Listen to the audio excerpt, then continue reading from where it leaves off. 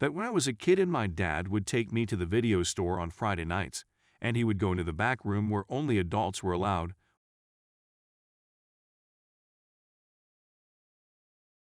What really obvious thing have you only just realized? I only just today realized that the walk the plank on a boat is not a special edition pirates added to their ships as a means of public execution that looked like a little wooden diving board. It is in fact the very same plank as the gangplank you'd normally use to get on and off of the ship. It is not the presence of the plank that is threatening, but the absence of dock. The first time I visited the USA, I was on my own and in NY and going to all the museums. I kept seeing signs that said, no strollers, and thought, because we call strollers prams in the UK, that you guys are super strict about the proper amount of attention required to visit a museum. I actually pretended to show more interest than I had in order not to be thought of as some deadbeat out for a casual stroll. It wasn't until about day 3 that I saw a no strollers sign that included a graphic for idiots. Edit, woo. Thanks for the gold and silver and 40x the karma.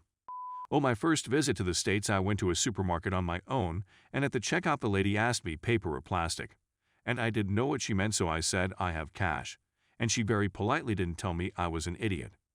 She was in fact asking what type of carrier bags I wanted my shopping putting in, instead of how I was going to pay. Since you just brought it up, I went years after seeing the movie Trainspotting, thinking Rent Boy was just a cute folksy Scottish nickname for a guy whose name is Renton. Wasn't until I read the book, and he mentions being offended by the sobriquet, that I bothered to look it up. Not a term one will hear in America, that's for sure. I used to always pour water into our coffee maker one glass at a time. It was such a pain in the especially to fill the reservoir to the number of cups I wanted, until I realized I could just fill the carafe of water, which has the exact same measurements, and pour the water in that way.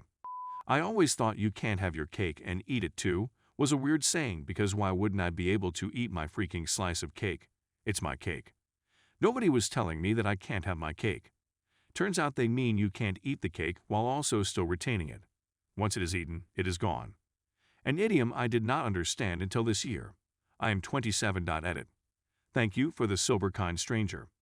My boyfriend did not know that his electric toothbrush has a timer on it that goes off at 1 minute and 2 minutes. He actually returned it and got a new one thinking it was broken, since the timer is just a brief sort of pause/reduction in the vibration. He would be like, WTH, I literally just charged this thing thinking that the battery was already dying. One day, and I can't remember exactly what the conversation was, I brought up how I liked that my toothbrush let me know when I had brushed long enough, and it was like a light bulb went off in his head, and suddenly he put it together that that was what his toothbrush was doing all along. That big ship's wheel I got to turn as a kid was not actually controlling the cruise ship. This jogged my memory of something. When I was around 13, I was on a flight with a bunch of other kids. I fell asleep during the flight, but woke up during some turbulence. A couple kids near me saw me wake up startled and made a big show of saying, "Whoa, I can't believe the pilot did a barrel roll." A few other people I talked to about it confirmed it, and it took me embarrassingly far into adulthood to realize some people were just messing with me. I mean, a pilot on a commercial flight wouldn't do that, right? I realized that to be in one's birthday suit it means to be without clothes. I thought for the longest time it was a specific set of clothes you would wear on your birthday each year. I found out when I asked, what happens when you don't fit in your birthday suit anymore? Lol. I realized that to be in one's birthday suit, it means to be without clothes. I thought for the longest time it was a specific set of clothes you would wear on your birthday each year. I found out when I asked, what happens when you don't fit in your birthday suit anymore?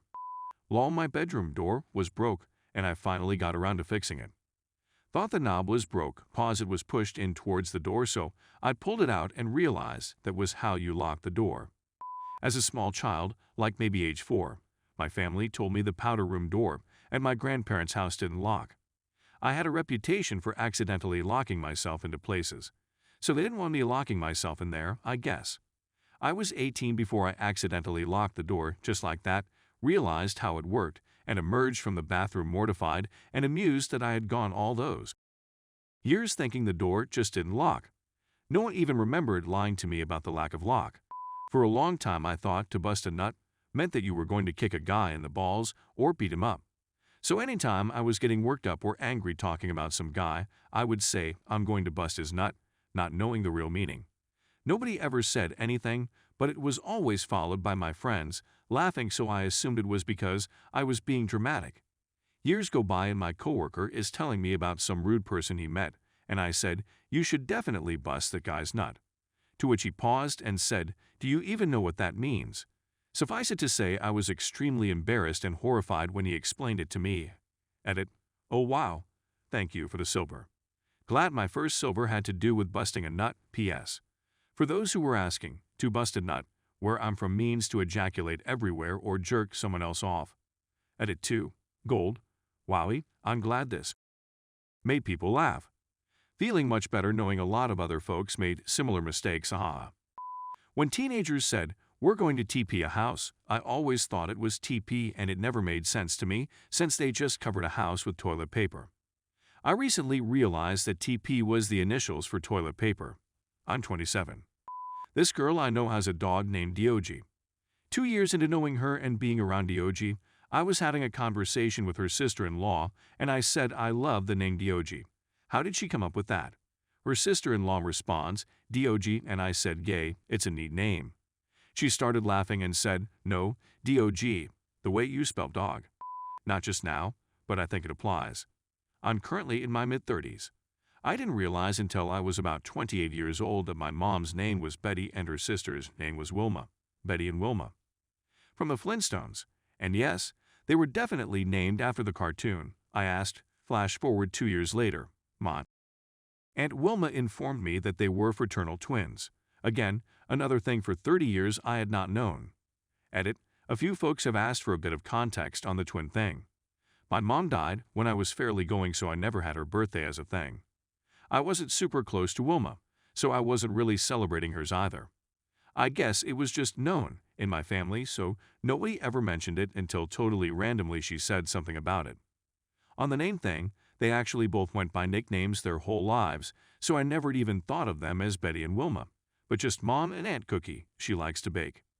Not me, but my sister asked me about 2.5 months ago, when we were watching John Wick 3 during the desert scene. She asked me if they were real, and I asked if what were real, and she said, Sandlands, and I busted out laughing so goddamn hard and said, you mean desserts? Yes, they're real. Thinking about it right now got me laughing. In Pokemon, there is same type attack. That is the same type as the Pokemon itself, then the move does 1.5x damage. People also refer to it as stab damage, which I thought was just a colloquial term for 1.5x damage. I only just realized that stab stands for same type attack bonus. My mom used to make my sisters and I belly buttons for dinner. I was 27 when I realized that they were actually tortellini, but she knew we were dumb kids and would refuse something named so strange even though they were delicious. And because people are still seeing this apparently. Once she was making fried shrimp for dinner. My sisters and I hated fried shrimp, but we loved popcorn shrimp from Long John Silver's.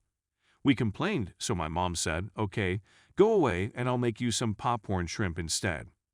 We left and she says she took half the shrimp she was already using and cut it in two and then fried it that way. We cleaned the friggin' bowl. We were dumb kids and she was a good, smart mom.